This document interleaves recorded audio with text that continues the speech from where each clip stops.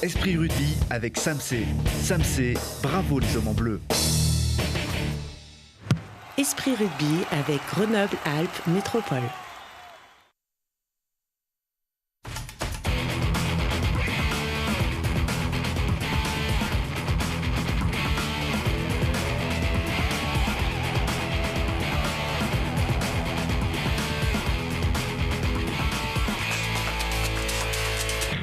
Bienvenue à tous, ravi de vous retrouver dans Esprit Rugby. Déjà à un match de la fin de saison régulière, le FCG va recevoir le Loup samedi prochain au Stade des Alpes avant un grand barrage, un grand match de barrage.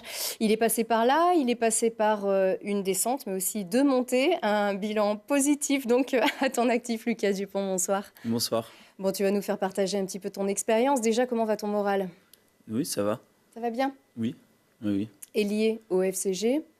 Et pas seulement, on va voir tout de suite dans un instant. Ton grand copain, Fabien Gégeau, n'est pas à sa place de consultant pour des raisons professionnelles aussi. Il est avec nous par la pensée, donc on va se faire les 4 points ensemble. On y va tout de suite. Et parce qu'on a on a des beaux jingles quand même, hein, Lucas, du coup, on en profite.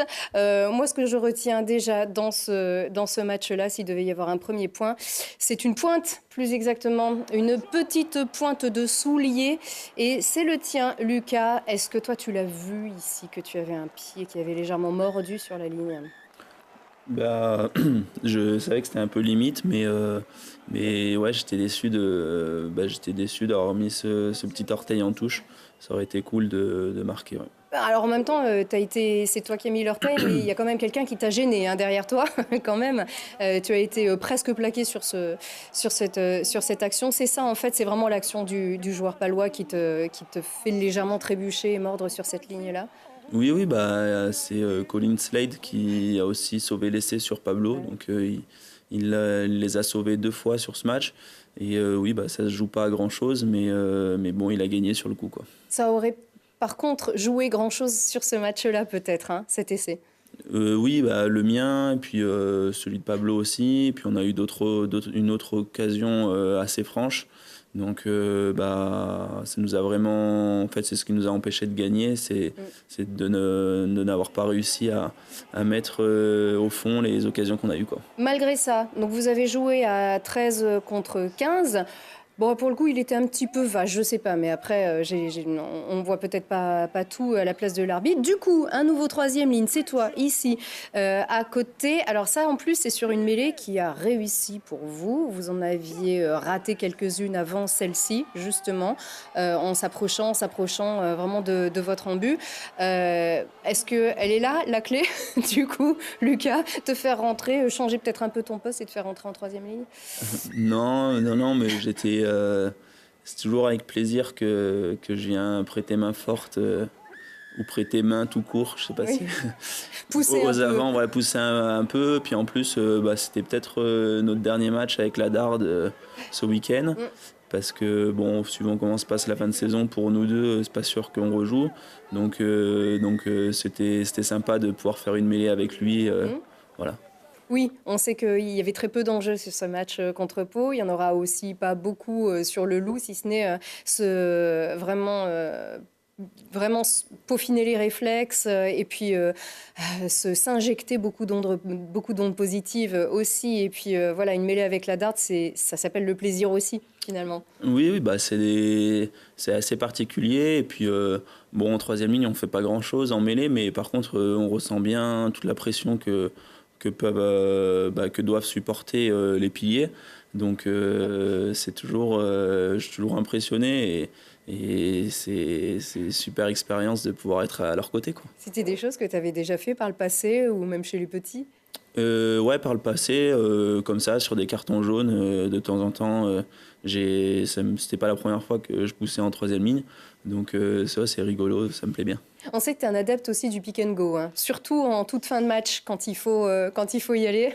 Oui, ouais. Quand j'étais sur le terrain, j'aimais bien. Voilà, c'est un domaine. C'est pas le jeu le plus beau, mais de temps en temps, c'est assez efficace. Et du coup, pareil, quand il faut aller prêter main forte aux avants, c'est vrai que c'est quelque chose que j'apprécie. Sur l'ensemble de cette équipe, une belle ténacité quand même. Hein, finalement, il y a eu 8-0 que jusqu'aux dernières minutes du match, jusqu'à cet instant-là. Hein, notamment, il y a eu 2 ouvertures et 2 occasions d'essai ici en cette fin de match. Mais beaucoup d'envie de la part du FCG. Est-ce que tu l'as ressenti aussi comme ça ? Oui, je trouve que une fois de plus, on ne peut pas dire qu'on a fait un mauvais match parce qu'on a les 3 occasions d'essai dont on a parlé avant. Et puis on s'est fait contrer et puis on prend un essai sur la dernière action qui gonfle le score. Donc, on ne peut pas non plus dire que quand on perd 22-0, c'est que aussi on n'a pas été bon et qu'on a eu des manquements, notamment la discipline. On a pris 2 cartons jaunes qui nous ont handicapés. Moi, le premier, si j'avais réussi à concrétiser en première mi-temps, ça nous aurait permis de revenir au score. Voilà, on a loupé une pénalité, on en a joué une vite, une autre. Donc c'est une somme d'erreurs qui fait que il y a 22-0 à la sortie. Et même si dans le contenu, tout n'a pas été mauvais, mais ça n'a pas été suffisant pour gagner un match de top 14. Oui, il vous a servi pour la préparation dans l'optique de ce match de barrage à venir ? L'avenir le dira. En tout cas, j'espère que ça nous servira. En tout cas, c'était l'objectif avant le match. Et ça sera encore cet objectif-là samedi contre Lyon. Et pour avoir un maximum de confiance et de certitude avant d'aller jouer à l'extérieur le match de barrage. Oui, avec le respect qu'on a pour Pau et pour Lyon, ce sont des matchs de préparation, ce sont des répétitions pour vous. Oui, le respect, c'est la moindre des choses parce que Pau est sûr de se maintenir et Lyon va finir 3e. Donc, autant les respecter. Hein, le respect, c'est la moindre des choses d'avoir pour eux. Donc, là, Lyon, je pense qu'ils vont venir peut-être moins armés que... Enfin, ce ne sera peut-être pas leur équipe type parce que maintenant ils sont sûrs d'être barragistes à la maison. Mais au vu de leur effectif, on va tomber contre des joueurs qui vont avoir envie de se montrer en vue des phases finales. Donc ça va être loin d'être une partie de plaisir. Et ils ne vont pas venir les mains dans les poches samedi, quoi. Bon, avant de regarder ça, on regarde un clin d'œil, tout simplement, un coup d'œil, pas vraiment un clin d'œil pour le coup, au résultat de cette 25e et avant-dernière journée, donc, avec vous qui repartez donc avec 0 points, avec la victoire de Castres sur Agen. Donc voilà, si jamais on était rentré dans les petits calculs qu'on avait fait il y a quelques temps, on aurait été un petit peu frustré si ce match d'Agen avait été différent il y a une quinzaine de jours. Perpignan qui prend encore une fessée face au Racing. Ça, de toute façon, Lyon qui a quand même un beau moral après cette belle victoire sur La Rochelle. Pour le classement, on regarde encore un petit peu. De toute façon, ça ne change pas. Hein, donc, toujours avant-dernier et donc barragiste. Alors, encore un dernier match, on le regarde tout de suite, ça sera contre le Loup. Il faut faire du bruit, il y aura beaucoup de monde, c'est à 16h15 et c'est ce samedi au Stade des Alpes. Juste pour reparler de ce match contre Lyon, c'est vrai que il a une saveur un petit peu particulière, ce match contre le Loup, parce que déjà, une saison se finit toujours par un match contre le Loup depuis quelques années. C'est une tradition, c'est aussi le hasard. Et cette équipe du Loup, on ne sait pas encore quelle sera-t-elle, mais elle ressemble étrangement à l'équipe qui était descendue avec toi en D2 il y a 2 ans, tout de même. On retrouve beaucoup d'anciens coéquipiers qui ont bien fonctionné entre eux depuis 2 ans. Oui, je pense que oui, il y a Henrik Roth et John Wineski, entre autres. Enfin, je crois que c'est les 2 seuls qui faisaient partie de la descente il y a 2 ans. Il y a Xavier Mignot aussi. Oui, il y a Xavier Mignot. Charles MacLeod. Oui, il y a Charles aussi, c'est vrai. En fait, il y en a quand même pas mal. Donc il y en a quelques-uns, Richard Chouara était déjà parti. Ouais, et John Pellissier aussi était plus là. C'est ça. Mais oui, il y a plein d'anciens coéquipiers. Exactement. Il y a quelques anciens coéquipiers et donc voilà. Et c'est vrai qu'on avait déjà joué il y a 2 ans le dernier match de l'année contre Lyon. Et puis Grenoble s'était maintenu aussi à Lyon il y a quelques années. Pour un tout petit point, c'est la tradition. Exactement. Alors, le barrage, c'est le 2 juin. Brive ou Bayonne? Alors déjà, qu'est-ce que tu sens plutôt? Tu sens plutôt Brive ou tu sens plutôt Bayonne? Mais j'ai regardé les deux demi-finales, donc j'étais assez impressionné par les deux équipes pour différentes raisons. Bayonne par la qualité de leur jeu, vraiment hyper plaisant à regarder, offensivement notamment, très aéré sur toute la largeur, du rugby total. Donc voilà, c'est un jeu de passe et de mouvement plaisant et impressionnant. Et Brive, je les ai trouvés très physiques, très costauds et donc sur un jeu plus de défis, mais tout aussi efficace. Donc deux équipes qui ont impressionné en demi-finale. Et ça va être une belle finale ce week-end, à Pau d'ailleurs. Qu'est-ce que tu préférais, toi, jouer? Moi, je préférerais jouer. Oui, déjà. Tout court. Absolument. Et sinon, voilà. Donc, quelle serait ta préférence pour le FCG, on peut dire? Et pour le FCG, j'en ai pas. Je pense que... L'équipe qui vous va peut-être un peu le mieux Non, je pense que... Je sais pas, je pense pas qu'il y ait une équipe qui... Ça sera difficile. Dans les deux cas, ce sera difficile. Et donc, il n'y a pas de préférence. C'est très dur d'aller gagner à Jean Daugé, ça, on le sait. C'est surtout ça. Oui, mais c'est très dur d'aller gagner à Brive aussi. Honnêtement, je pense que ça se vaut. Bon, après, sur le papier, Brive a fini premier de la saison régulière. Donc, mais non, je pense que comme souvent, le match, ça dépendra surtout de nous et plus que de l'adversaire.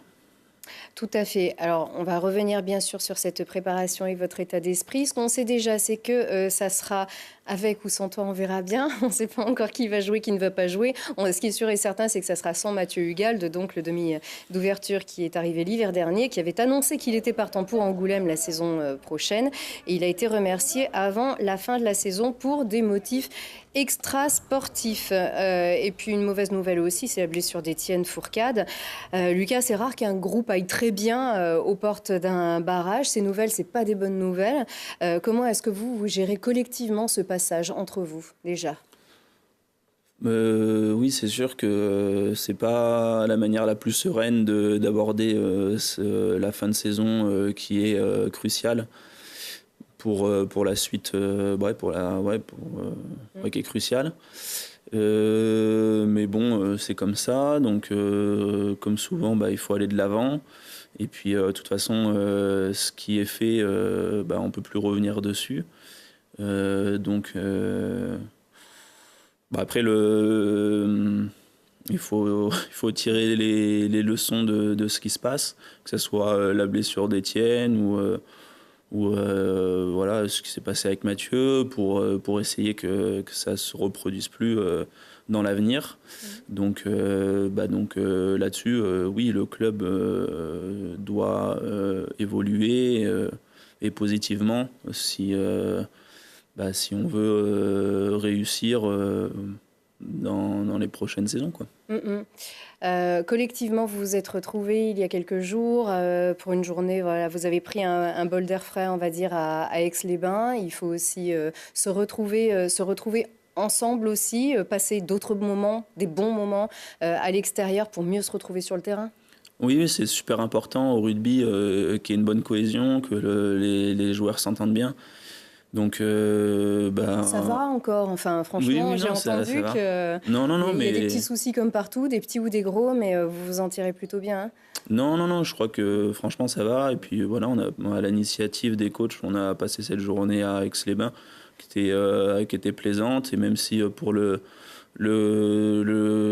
grand public, ça peut paraître impromptu au vu de la situation, mais c'est pas forcément en baissant la tête toute la journée et en se mettant plus bactère qu'on va s'en sortir. Donc, ou en faisant que bosser. Voilà, aussi, quoi. Vous travaillez beaucoup. Exactement. Donc c'est aussi bien d'avoir des moments autres que juste l'entraînement ou les matchs et de pouvoir partager des choses avec ses coéquipiers, quoi. Alors, c'est sûr. Alors, certains se sont vidés la tête et ont pris un bol d'air frais à leur manière. Et pour le coup, alors on regarde, c'est une petite rubrique, on est complètement hors jeu. C'est une manière de trouver du plaisir sur un terrain, donc sur la pelouse, mais pas celle du FCG. Lucas, est-ce que tu joues au foot? Non, enfin, je joue au foot comme tous les Français. Ah, très bien. Mais tu aimes ça? Ouais, j'adore, ouais. Ah bah super. Alors il y en a certains qui sont complètement mordus de foot. On vous a montré un petit bout la semaine dernière dans l'émission. Mike Tadger, Loïc Godener, Franck Pourteau et Bastien Guillemin sont allés noyer une légende comme quoi le foot et le rugby ne s'aiment pas. Démonstration tout de suite. Après 2 montées et un beau maintien en Ligue 2, les footballeurs du GF38 pensaient avoir fait le plus dur. Jusqu'à ce matin-là et l'arrivée de leur coéquipier du jour. 405 kilos à eux 4, des milliers de plaquages dans les bras et une furieuse envie de prouver qu'un ballon est ovale et c'est tout. Mais une fois balayés ces clichés, les rugbymen du FCG peuvent juste taper des ballons avec le GF, un souhait qui les titillait toute la saison. Je suis comme un gamin, je suis trop content. On a des ballons et tout. Allez, arrête la caméra, je joue au ballon, moi. Jouer au ballon et même plus, les coachs et les joueurs les invitent à partager tout un entraînement. Pour une séance assez tranquille mais très appliquée. L'occasion de voir les beaux restes de Bastien Guillemin, l'ancien footballeur devenu ailier. L'occasion de voir le buteur Franck Pourteau aussi à l'aise devant la cage que sous les perches. Les avants Mike Tadger et Loïc Godener, eux, se surpassent contre leur gabarit car personne ne leur fait de cadeau.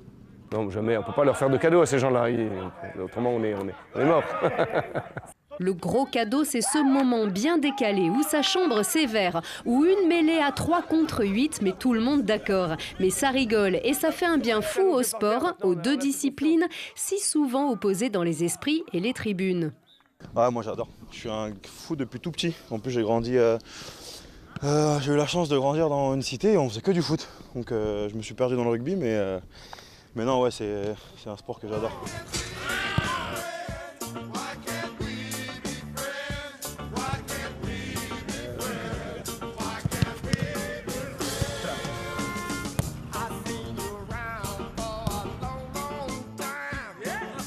Nous, ce qu'on aime, c'est les valeurs du rugby. Quand on regarde un match avec des soigneurs qui viennent soigner sur le terrain, bon, enfin voilà, c'est moins prise de tête que le foot. Nous, le foot, c'est des trucs de fou. Voilà, nous, on aime l'ambiance du rugby, même si je trouve que ça frappe très très fort en rugby aussi, ça tape. Ça tape ici aussi et ça retape le moral des rugbymen pendant leur jour de repos. Avant de reprendre le dur de l'entraînement en vue du maintien en top 14, ce sera avec le soutien total du GF38. Alors, c'est pas cool ça? Ouais, je trouve ça vraiment, c'est une chouette initiative. Et je sais que Bastien, Mike, Loïc et Franck se sont régalés. Et toi? Je postule, je pose ma candidature pour la prochaine fois. Ah ben, en tout cas, les footballeurs sont tous dans la demande. Hein. Vraiment, ils veulent tous refaire ça parce que ça s'est super bien passé. On va les retrouver aussi chez vous. On va essayer d'organiser ça, bien sûr, sur votre terrain d'entraînement. Pour le match retour, le GF38 va visiter le FCG. Un dernier petit mot, Lucas, en ce qui te concerne, avant de te voir à l'œuvre, non seulement sur le terrain, mais aussi avec des crampons de foot. Tu es donc passé par là. Tu es passé par des montées, par des descentes aussi. D'ailleurs, quand tu as commencé à faire tes armes avec l'équipe première du FCG, elle était en D2. Tu as même vécu, je pense, dans les tribunes, hein, la montée de Fédéral 1 à Pro D2, quand tu étais un peu plus petit. Est-ce que quel peut être ton rôle, en fait, par rapport à ce vécu, par rapport à ces moments aussi, à ce travail qui a été fait aussi par tous nos prédécesseurs pour acquérir ce niveau de top 14 et pouvoir y rester à tout prix? Ça, c'est l'an dernier, hein. Ouais. C'est cette montée. Tu regardes, tu bois encore ces images-là? Ça fait du bien de se les revoir aussi. Ouais, c'est vrai que je les ai pas souvent revues. Enfin, je crois que c'est la première fois que je revois ces images. C'est la toute fin, ça. Hein. Ouais. Bah non, mais la question, elle a plusieurs réponses parce que, premièrement, sur le court terme, le très court terme, il faut essayer de se maintenir. Maintenant, la saison, elle prouve aussi une chose, c'est que, elle met en avant une chose, ce qui est un constat, c'est que pour l'instant, le club, on n'arrive pas à franchir ce cap de cet entre-deux Pro D2 Top 14. Donc il y aura, je pense qu'il y a plein de pistes de progression. Et ensuite, sur le court terme, pour se maintenir, pour gagner le match de barrage et se maintenir, je pense que le plus important, ce sera d'avoir une stratégie simple et appropriée et de la mettre en œuvre avec un état d'esprit hyper solidaire et un peu commando, quoi, parce que le match sera à l'extérieur. Donc c'est ce défi-là qu'on doit relever, que l'équipe doit relever, quoi. Dans ces cas-là, d'ici 10 jours, quoi. Il y a des joueurs qui ont des qualités individuelles, il y en a d'autres qui ont un vécu, c'est aussi ton cas. Et alors évidemment, on serait tous coachs si on savait composer une équipe, mais on a peut-être aussi besoin, au moins dans un vestiaire, de personnes peut-être aussi comme toi. On sait à quel point tu portes l'amour du maillot. Bah oui, non, mais c'est sûr que moi j'espère du fond du cœur pouvoir participer à ce défi-là. Et puis si c'est pas le cas, j'y participerai moins fortement en étant à l'entraînement. Parce que c'est important qu'il y ait les joueurs qui jouent pas, il faut quand même des joueurs pour s'entraîner en face. Donc on essaiera d'apporter à ceux qui jouent le maximum. Et voilà. On s'ennuie jamais avec vous. Non, c'est vrai que les saisons, c'est un peu, voilà, c'est ce dont je parlais tout à l'heure, c'est que pour l'instant, on est dans ce haut tableau de la Pro D2 ou ce bas de tableau de Top 14. Donc forcément, les fins de saison sont jamais sereines. Elles sont toujours à suspense. Et j'espère que dans le futur, le club franchira des étapes, ou du moins une étape pour essayer de se maintenir en Top 14 et de manière plus sereine. Mais c'est sûr que c'est un immense défi. Et c'est pas facile. Et c'est pour ça que le club a du mal à passer ce step-là, quoi. Et ça se fait pas du jour au lendemain. On sait qu'il y a eu pas mal d'événements aussi. L'avant, après Serge Camp, on sait que ça se remet au travail. Il faut peut-être passer par ces moments difficiles. Et bien aussi se retrouver, tu as plutôt bonne mine, ça veut dire que tu dors bien, parce que cette année il est arrivé aussi un petit quelque chose qui a peut-être modifié un petit peu ton rythme et ton horloge biologique, tout va bien? Non, tout va bien, et pour le coup, ma saison difficile, je peux pas le mettre sur le dos là-dessus parce que elle est hyper cool avec nous et au contraire, elle m'apporte beaucoup de réconfort. Ouais. Quel âge ça lui fait là? 11 mois. 11 mois. Allez. Voilà. Eh ben, merci beaucoup. Je pense qu'elle t'apprend à courir aussi dans la maison. Peut-être qu'on va lui devoir aussi certaines ça y est, elle court depuis 2 semaines. Ah, et ben voilà. Allez, nouveau sparring partner. On aurait tellement de choses à se dire, Lucas, encore plein de choses. J'espère qu'on va te revoir parce que c'est sûr qu'entre la somme de blessures que tu as pu connaître aussi cette année, tu es toujours revenu. Tu as un à côté rugby aussi qui est très important. Donc voilà, merci à toi d'être venu ici aujourd'hui. Et tu reviens, bien sûr, on l'espère. Allez, à très vite et bonne chance, bien sûr, pour samedi. Au revoir.